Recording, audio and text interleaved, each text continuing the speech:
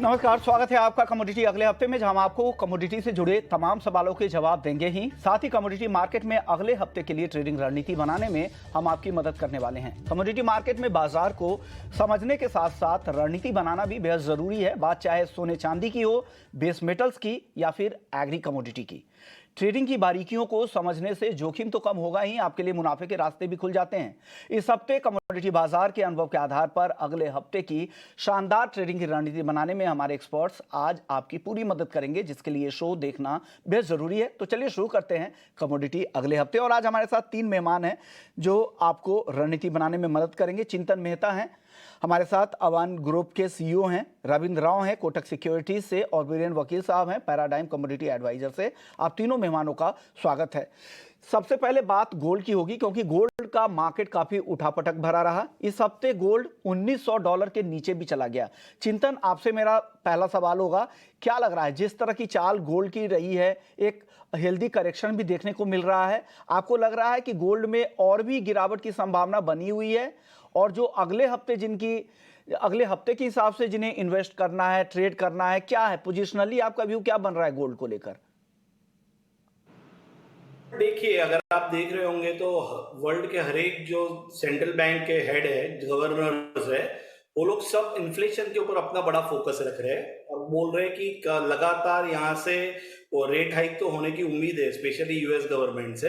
तो gold pressure में रह सकता है, बट मेरा व्यू तो यही है कि आप 1870 के लेवल को स्टॉप लॉस रख के बाय के साइड से ही खेले, क्योंकि अभी भी कोई भी वर्ल्ड में कोई भी अनसर्टेनिटी खत्म नहीं हुई है, कोई भी इवेंट खत्म नहीं हुए हैं।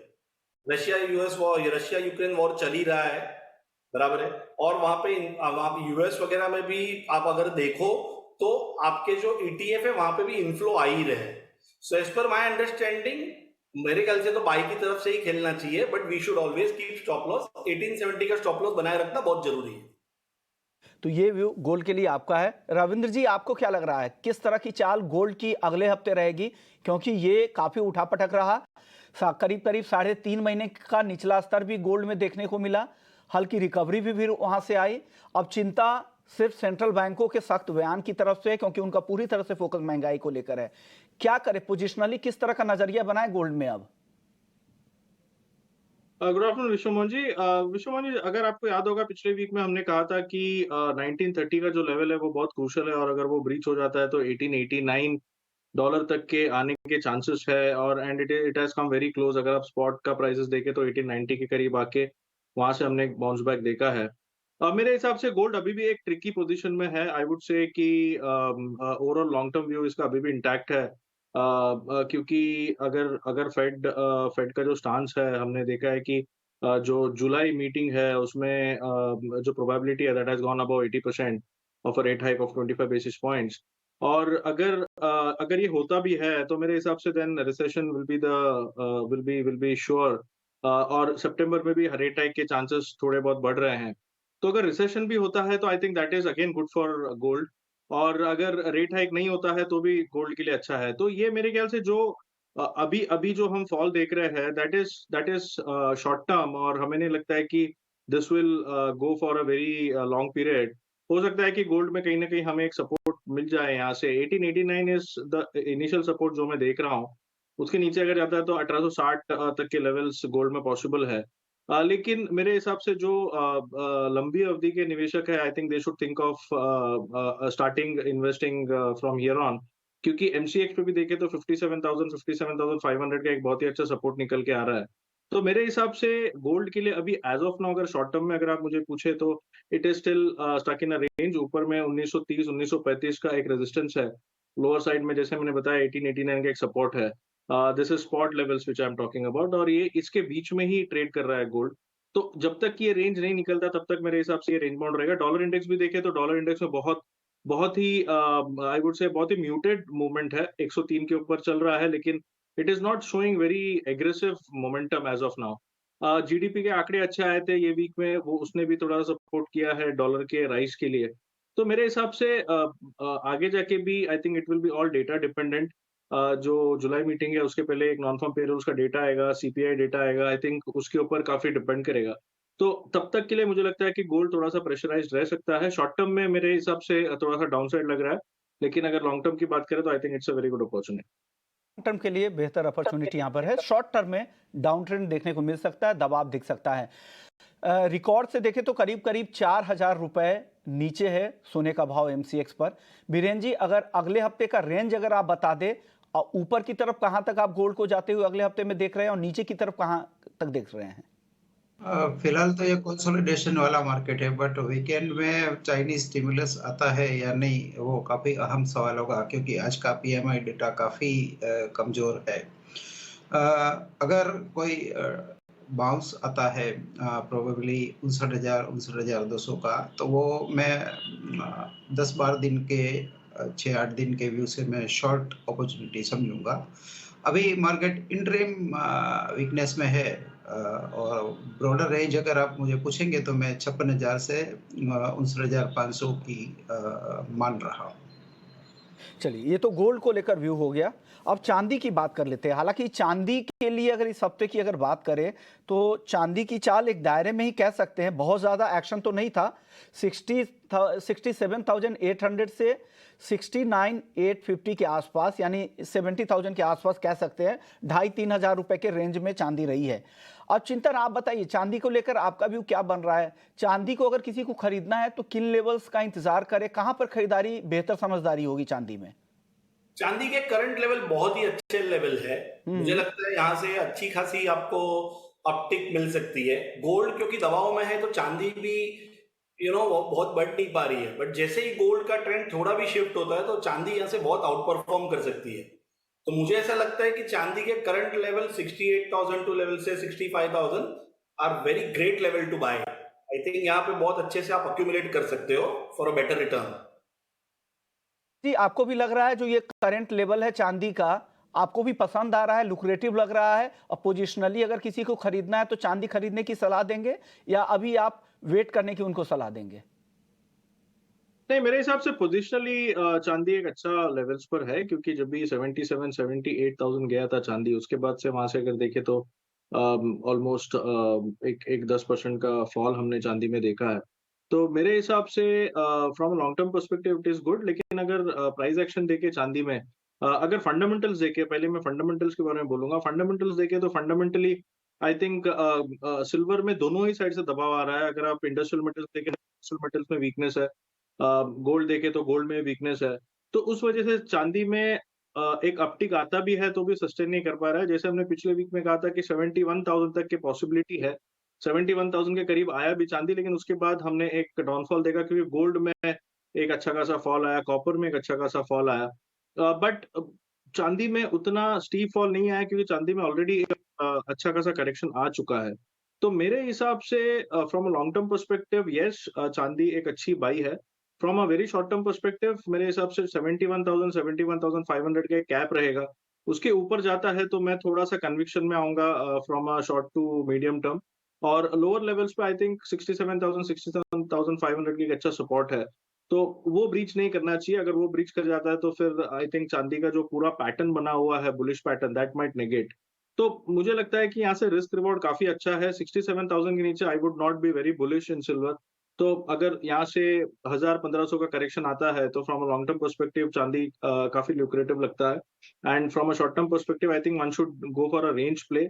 68,000 का फ्लोर और 71,500 का कैप, ये रेंज में ट्रेड करेगा, और अगर ये रेंज ब्रेक करेगा तो फिर एक डायरेक्शन आएगा इसमें, तो उसमें प्ले कर सकते हैं। ओके, तो शॉर्ट टर्म के लिए जो रेंज रविंद्र जी की तरफ से बताया गया है उसका आप ध्यान रख सकते हैं। आपका दायरा क्या है? आप चांदी में किस तरह का दायरा देखते हैं बीरेन सर? हेजेस के लिए काफी अट्रैक्टिव है, मींस फिजिकल बाय और फ्यूचर्स में सेल, क्योंकि इसका रोल ओवर करीबन 14-15% का रिटर्न देता है। At this level plain call means buy side का या सेल साइड, वो अभी मेरे पास शॉर्ट टर्म के हिसाब से नहीं है। चलिए, कोई बात नहीं, आगे बढ़ते हैं। कुछ दर्शकों के सवाल ले लेते हैं, उनके सवाल भी पहले गोल्ड और सिल्वर के जो उनके क्वेरी है वो समझते हैं। मुकेश हैं राजस्थान से, मुकेश सोनी, उनका सवाल है 3 लॉट सोना उन्होंने खरीदा है 57,800 रुपये, अच्छे लेवल पे बाइंग है, रिकॉर्ड से 4,000 रुपये नीचे की खरीद है। और चांदी की बात करें तो चांदी भी उन्होंने 69,000 के आसपास लॉन्ग खरीदा है। दोनों लॉन्ग पोजीशन है, सोना और चांदी।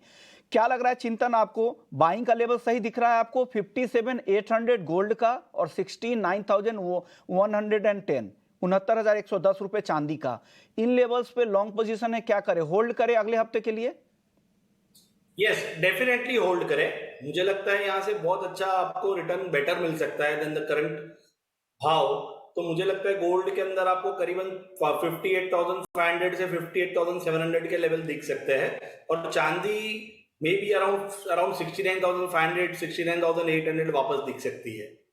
ओके, चलिए अब आगे बढ़ते हैं, कुछ और सवाल लेते हैं। अगले दर्शक हमारे साथ प्रशांत है भुवनेश्वर से। प्रशांत, भुवनेश्वर का सवाल है क्रूड को लेकर, 5,750 रुपए में खरीदा है, क्या करना चाहिए रविंद्र जी इनको क्रूड में? तो देखिए, क्रूड में भी जैसे हम लगातार कहते आ रहे हैं कि एक दायरा बना हुआ है $74 on the upside, this is WTI crude, और लोअर साइड में $67 का एक फ्लोर है। तो जब तक कि ये रेंज में है, मेरे हिसाब से ये रेंज में ही ट्रेड करना चाहिए। एमसीएक्स की बात करें तो एमसीएक्स में 5,550 का एक सपोर्ट है, और अपसाइड अगर देखें तो 6,000 के आसपास एक रेजिस्टेंस है। अभी ये बीच में ट्रेड कर रहा है दोनों सपोर्ट और रेजिस्टेंस का। तो मैं यही कहूंगा कि अगर कोई करेक्टिव मूव आता है इसमें से 50-100 रुपए का, आई थिंक 5,500 5,550 का स्टॉप लॉस रख के एक बार बाइंग कर सकते हैं फॉर द रेंज प्ले। ऊपर में 5,900 950 के आसपास प्रॉफिट बुक कर लेना चाहिए, और वहां पे आता है तो वहां पे एक बार शॉर्ट कर सकते हैं। तो आई थिंक अभी क्रूड में जो मेजर ट्रिगर है वो जो सेंट्रल बैंकर्स इंटरेस्ट रेट बढ़ा रहे हैं, आई थिंक वही ट्रिगर्स है, क्योंकि उसके चलते डिमांड को लेके थोड़ी चिंता बनी हुई है। लेकिन दूसरी तरफ जो चाइना से स्टिमुलस निकलने की उम्मीद है, I think that might support the prices. तो दोनों साइड के ट्रिगर है, बाई साइड के और सेल साइड के। तो आई थिंक ये इसे दायरे में ही रखेगा। अगर कोई मेजर ट्रिगर आता है तो we might see directional move, जो कि बहुत जल्दी आ सकता है, क्योंकि काफी टाइम से क्रूड 67 से लेके $74 के रेंज में ट्रेड कर रहा है। बट अंटिल देन मेरे हिसाब से ये रेंज में ही ट्रेड करना चाहिए। जैसे ही रेंज से निकल जाता है, I think we might get a big directional move either on the other side. तब तक के लिए 5,550 से लेके 6,000 का रेंज इसमें प्ले करे।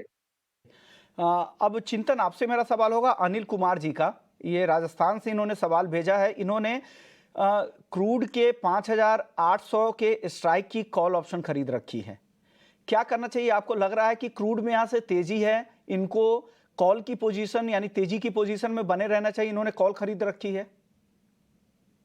इन्वेंट्री यूएस की बहुत कम आई थी in compare to expectation yesterday, so undertone तेजी का रहेगा। बट विथ कॉल क्या होता है कि अगर 2 दिन भी अगर यही लेवल पे रह जाता है तो उनका प्रीमियम घिस सकता है और उनको नुकसान हो सकता है। तो टाइमिंग कितना रहेगा या रेंज कितना जल्दी तोड़ पाएगा, दैट इज वेरी डिफिकल्ट। तो मुझे ऐसा लगता है कि अगर यहाँ से इनको अगर कन्वर्ट करने को मिले तो ये फ्यूचर की तरफ जा सकते हैं, बाकी कॉल में उनको थोड़ी तकलीफ हो सकती है।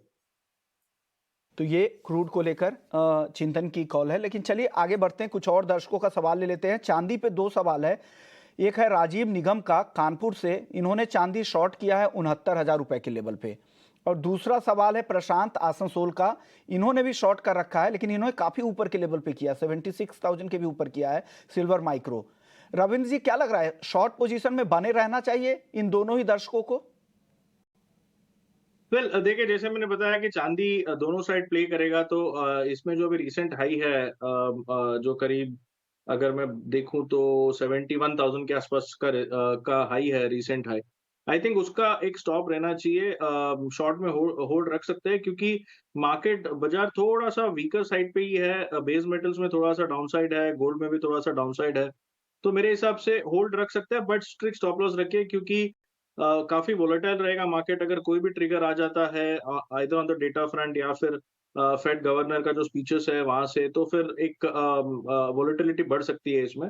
तो स्ट्रिक्ट स्टॉप लॉस मेरे हिसाब से 71,000 का रखिए और होल्ड कीजिए। और नीचे में मुझे लगता है कि इसे अराउंड यहाँ से 68,500 या 69,900 तक आता है, तो वहां पे एक बार प्रॉफिट बुक कर सकता है, क्योंकि लोअर लेवल्स पे भी इसमें सपोर्ट है। तो मेरे हिसाब से प्रॉफिट बुक कीजिए और ऊपर में एक strict stop loss maintain. Stop loss के साथ इसमें बने रहिए, लेकिन बहुत ज़्यादा गिरावट की भी संभावना नहीं है क्योंकि लोअर लेवल पर भी बायर्स के लिए भी सपोर्ट है। तो यहाँ पर जब भी प्रॉफिट दिखे निकलने की कोशिश करें, लेकिन बिना स्टॉप लॉस के आप होल्ड नहीं करें। चलिए अगले दर्शक है मनजीत सिंह है राजस्थान से। कॉटन में अगले 1 महीने के लिए क्या लग रहा है? बीरेन जी, क्या लग रहा है आपको कॉटन में किस तरह की चाल रहेगी? इंटरनेशनल मार्केट में तो कॉटन में अब गिरावट, ये तेजी दिख रही है, 2.5% की तेजी हफ्ते भर में दिखी है। आगे क्या ये तेजी और बढ़ेगी या दायरे में ही रहेगा कॉटन अब? पिछले 8-10 महीने से वैसे फॉरेन में आइस कॉटन दायरे में ही है। उसका करीबन बार-बार वो 76 और बार-बार 82 आता है। 82, 83 के ऊपर वो टिक नहीं पाता और 76 से 77 के नीचे भी टिक नहीं पाता। इन टर्म्स में अभी भी काफ़ी कच्चा कबास पड़ा हुआ है यहाँ। तो गठन कैंडी के टर्म्स में मुझे ऐसा लग रहा है कि 53-56 के बीच में मार्केट रहना चाहिए। अभी जो बुआई के आंकड़े हैं वो भी काफ़ी इम्प्रेसिव आ रहे हैं, तो मेरे हिसाब से इसमें ज़्यादा अपसाइड में नहीं देख रहा हूँ। चलिए अब बात कर लेते हैं अगले दर्शक प्रशांत आसनसोल का। इन्होंने जीरा 43,000 रुपए पे लॉन्ग किया, यानी काफ़ी समय से होल्ड कर रखा है इन्होंने। क्या करना चाहिए बीरेन जी, क्या सलाह देंगे? काफ़ी अच्छा इनको फायदा हो रहा है और रिकॉर्ड के आसपास ही है। हालांकि इस हफ्ते बहुत ज़्यादा तेजी नहीं दिखी, लेकिन रिकॉर्ड के बेहद करीब ही है। क्या कर लग रहा है जीरे में, किस तरह की चाल आगे रहेगी और क्या करना चाहिए इस दर्शक को? जीरे की वॉलेटिलिटी काफ़ी हाई है और जिस हिसाब से मैं चार्ट्स पे पैटर्न देख रहा हूँ तो अभी इस मार्केट से मैं दूर रहना प्रेफर करूँगा। जीरे को लेकर आप क्या सलाह देंगे रविंद्र जी? आपका नजरिया क्या है जीरे को लेकर? कल मुझे भी लगता है कि थोड़ा-सा ओवरस्ट्रेच हो चुका है मार्केट। पिछले वीक में मैंने कहा था कि मुझे लगता है एट द मैक्स अगर गया तो 59,780 तक जा सकता है, जो कि 161% एक्सटेंशन है जो रैली आई थी। तो मेरे हिसाब से करीब-करीब 58,300 के आसपास प्राइसेस आके गया है। एक उसके बाद एक बड़ा बेरिश कैंडल बना है, तो मेरे हिसाब से थोड़ा-सा ट्रिकी होगा इसमें। सपोर्ट इसमें जो है वो 53,325 का है। अगर वो निकल जाता है तो it might fall towards 50,000 again. तो उसका एक स्टॉप लॉस मेंटेन कर सकता है 53,320 का और होल्ड कर सकता है। लेकिन इसमें जो भी प्रॉफिट मिलता है मेरे हिसाब से निकल जाना चाहिए, क्योंकि मार्केट थोड़ा-सा ओवरस्ट्रेच है। मोमेंटम थोड़ा-सा फेड हो रहा है, तो इसमें अगर वो एक बड़ी करेक्शन आती है तो आई वोंट बी सरप्राइज्ड। चलिए कुछ और मसालों की बात कर लेते हैं। टर्मरिक एकदम 9,900 के करीब और कोरिएंडर 6,600 के ऊपर अच्छी तेजी इसमें टर्मरिक में खास करके देखें तो 2 महीने पहले तक ये 7,000 के नीचे कंसोलिडेट करने की कोशिश कर रहा था और वहां से जबरदस्त रैली करीब करीब 2,500 से 3,000 रुपए तक की रैली दिखी। बीरेन जी, क्या लग रहा है आपको टर्मरिक और कोरिएंडर, इन दोनों पर आपका आउटलुक क्या है? टर्मरिक में मोमेंटम काफ़ी अच्छा है मेरे हिसाब से। मानसून में जो देरी हुई है और अब तक जो थोड़ी डेफिसिट चल रही है, स्पेशली टर्मरिक ग्रोइंग एरिया में महाराष्ट्र, तमिलनाडु, तो ये देखते हुए शायद इसमें मोमेंटम बिल्टअप हुआ है। और कंपेयर टू जीरा ये काफ़ी नीचे थी, तो वो कैचअप रैली जिसको कहते हैं वो भी इसमें आया होगा। अभी भी शायद और गुंजाइश है इसमें। फिलहाल इसका चार्ट्स और फंडामेंटल दोनों अपसाइड दिखा रहे हैं। ये मसालों को लेकर व्यू बन रहा है। अगले दर्शक का सवाल ले लेते हैं। ओम प्रकाश हैं भिलाई से। नेचुरल गैस अगले हफ्ते किस दायरे में रहेगा? क्या लग रहा है आपको रविंद्र जी, नेचुरल गैस का दायरा आप क्या देख रहे हैं अगले हफ्ते के लिए?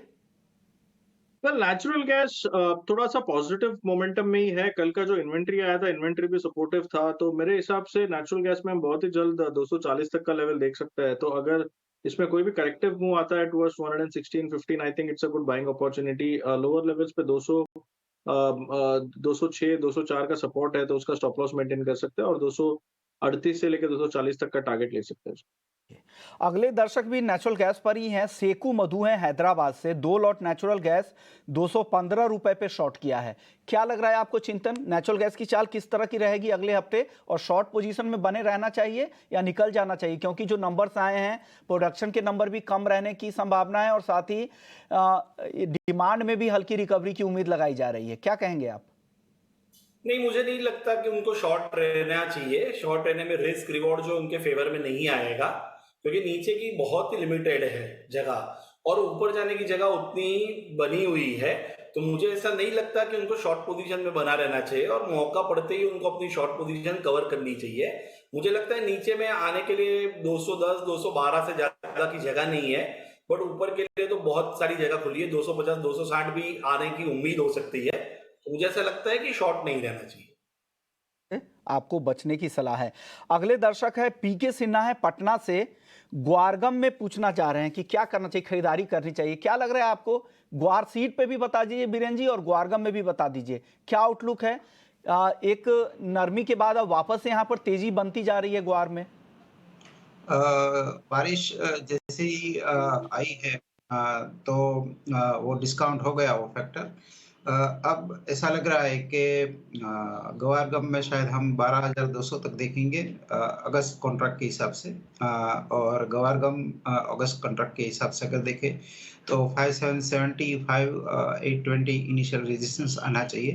नियर टर्म सपोर्ट जो है वो 5530 मान सकते हैं। जो लास्ट वीक रशिया का जो इवेंट हुआ था वो उसका डर भी अब थोड़ा डिस्काउंट हो गया है। अगर वीकेंड में चाइना से स्टिमुलस आता है तो शायद अगले वीक हम यहाँ से ठीक ठाक अपसाइड देखेंगे दोनों ही काउंटर में। ग्वार को लेकर आपका व्यू क्या है रविंद्र जी? गुआर शीट में आई थिंक अगर गुआर शीट की बात करें तो एक अच्छा रिकवरी हमने लोअर साइड से देखा है। 5080 का सपोर्ट था इसमें, बट एक हर्डल होगा 5550 5560 का, जो कि 200 दिन का एक मूविंग एवरेज रेजिस्टेंस है, जिसे आई वुड से कि जून का पूरा मंथ मार्केट ने रेजिस्ट किया है। अगर वो ब्रीच हो जाता है तो फिर पॉसिबिलिटी है कि यहाँ से और 400-500 रुपए का एक अप मूव है, बट उसके ऊपर क्लोजिंग आना चाहिए। और सिमिलरली ग्वार गम की बात करें तो ग्वार गम में भी आई थिंक इनिशियल जो रेजिस्टेंस है वो अराउंड 11,000 का है, उसके बाद जो स्ट्रॉन्ग रेजिस्टेंस है वो 11,400 का है। जब तक कि इसके ऊपर नहीं निकलता तब तक मेरे हिसाब से इसमें एकदम ज्यादा तेजी की उम्मीद नहीं है। हमें लगता है कि 10,600 से लेके 11,400 का रेंज रहेगा from a very short term perspective. अगले दर्शक हमारे साथ है रुपेश कुमार है बिहार से। नेचुरल गैस में क्या करना चाहिए? बीरेन जी आपसे बात नहीं हुई थी एनजी पे, क्या करें एनजी में? तो ये अपसाइड इसमें दिख रही है। जो जुलाई कॉन्ट्रैक्ट है उसमें 222-23 के आसपास बाई किया जा सकता है। 230-235 के बीच का टारगेट रहेगा। स्टॉप लॉस 215 का रहेगा। अमरावती से अशोक भड़के हैं, 65,000 रुपए तक चांदी आ सकती है क्या? बीरेन जी आपको लग रहा है 65,000 की उम्मीद है क्या चांदी में? पिछले 3 साल में करीबन बार-बार हमने 65 के नीचे भी देखा और 72 के ऊपर भी देखा। तो ये प्रोबेबिलिटी हाई प्रोबेबिलिटी 60% से ऊपर की ये प्रोबेबिलिटी है। अब बात बेस मेटल्स की कर लेते हैं। हालांकि बेस मेटल्स के लिए कमजोर हफ्ता रहा है। रविंद्र जी अगले हफ्ते के हिसाब से बताइए, मेटल में कोई टॉपिक आपकी कहां पर दांव लगाने की सलाह देंगे? जी, मैं 1-2 वीक से कह रहा हूँ कि मुझे जिंक में थोड़ा-सा पॉजिटिवनेस लग रहा है, क्योंकि जिंक में एक बहुत अच्छा बुलिश एंगल्फिंग बना है वीकली चार्ट्स पर। फंडामेंटली देखें तो फंडामेंटली अभी कोई भी बेस मेटल्स में तेजी नहीं है, क्योंकि China is looking slightly depressed, और अभी वहां से जो स्टिमुलस की उम्मीद है आई थिंक वो आता है तो we might see some kind of up move. Otherwise fundamentally कोई पॉजिटिवनेस अभी नहीं दिख रहा है। बट जैसे मैं हमेशा कहता हूँ कि जो प्राइस एक्शन है वो लीडिंग इंडिकेटर है, और न्यूज़ से पहले प्राइस में एक मोमेंटम आ जाती है जो कि इंडिकेट करता है कि प्राइसेस ऊपर जाएंगे कि नीचे जाएंगे। सिमिलरली अगर चार्ट देखूं तो जो फेवरेट बेट है मेरा वो जिंक होगा, क्योंकि जिंक में वीकली चार्ट में एक बुलिश एनगल्फिंग है, कंफर्म भी हुआ है। इसका जो पैटर्न लो है वो अराउंड 204 का है। उसके नीचे अगर किसी दिन क्लोजिंग आ जाता है तो ये पैटर्न नेगेट हो जाएगा। अदरवाइज मुझे लगता है कि इसमें बहुत अच्छी तेजी आ सकती है। इमीडिएट जो टारगेट है वो अराउंड 220-222 का होगा, लेकिन अगर सस्टेन करता है ऊपर में तो 237-238 तक के टारगेट्स एक्सटेंड हो सकते हैं इसमें। तो एज ऑफ नाउ थोड़ा सा कॉन्ट्रा कॉल है, क्योंकि मार्केट थोड़ा सा बेरिश मोमेंटम है, but I am going purely by the price action. और इसी वजह से मैं जिंक में एक बाय कॉल देना चाहूंगा for a target of 222 initially with a stop loss of 204। 222 के लिए पोजिशनल कॉल है, 210 पे खरीदे, 204 के स्टॉप लॉस के साथ जिंक खरीदने की सलाह रविंद्र जी की तरफ से। बीरेन जी आप कॉपर में बताइए, कॉपर में अगले हफ्ते क्या करना चाहिए, किस तरह की चाल रहेगी, क्या टारगेट, क्या स्टॉप लॉस? इसका ट्रेंड तो डाउन साइड है, बट मैं इस बार कॉन्ट्रा बाई में जाऊंगा 703 के आसपास। जुलाई कॉपर अगर डिप मिलता है तो बाई। 712 715 तक का लक्ष्य रहेगा। 697 का स्टॉप लॉस रहेगा। चिंतन, आपकी पिक क्या होगी बेस मेटल्स में? क्या लग रहा है अगले हफ्ते में क्या परफॉर्म कर सकता है मेटल में? और किसी भी साइड दें, शॉर्ट भी दे सकते हैं। बेस मेटल एक्चुअली बहुत डिपेंडेंट होता है कि चाइना क्या करता है। चाइना के अंदर जो आज के दिन में कंजप्शन है बहुत लिमिटेड है, और जो उसके डेटा भी आ रहे हैं, जो उनके नंबर्स भी आ रहे हैं, वो बहुत ही ज्यादा खराब आते जा रहे हैं। तो लोगों को स्टिमुलस की आशा बहुत है। तो मुझे ऐसा लगता है कि प्राइस जो है वो पूरा वो स्टिमुलस के ऊपर डिपेंडेंट है। मुझे एल्यूमिनियम बाई जैसा करने का लग रहा है, बिकॉज वो काफी अच्छे से नीचे आ चुका है। तो 190 के स्टॉप लॉस से अगर एल्यूमिनियम बाई करा दिया जाए तो यहाँ से आपको 205 206 तक का रैली मिल सकता है। तो मेरे हिसाब से out of all base metal, aluminium is look better to go long. हम चिंतन को पसंद है, कॉपर पसंद है बीरेन जी को, और जिंक पसंद है रविंद्र जी को। शुक्रिया आप तीनों मेहमानों का, आप लोगों ने वक्त निकाला और अगले हफ्ते की रणनीति शेयर की कि पोजिशनली कहां पर दाव लगाना चाहिए, पूरा एक आउटलुक भी बताया। तो इस खास पेशकश में इतना ही, लेकिन बाकी खबरों के लिए आप बने रहिए ET नाउ स्वदेश पर। नमस्कार।